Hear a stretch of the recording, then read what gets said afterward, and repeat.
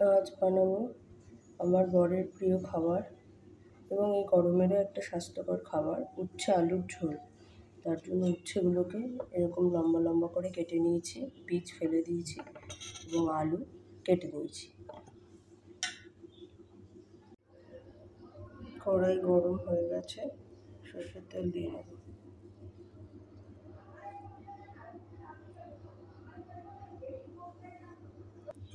এবার উচ্ছেগুলোকে ভেজে নেব।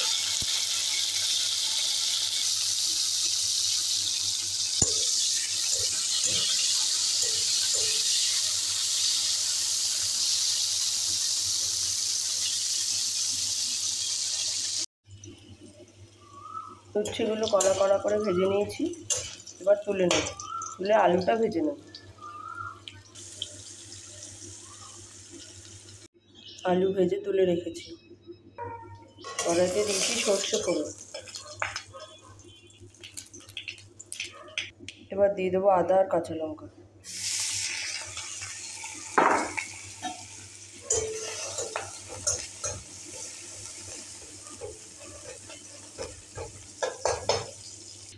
দিয়ে দিলাম নুন। এবার জল দিয়ে দেবো।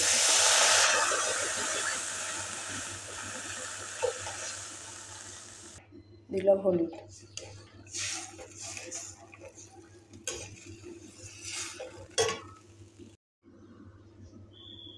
ঝোল ফুটে গেছে, এবার আলু আর উচ্ছেটা দিয়ে দেবো।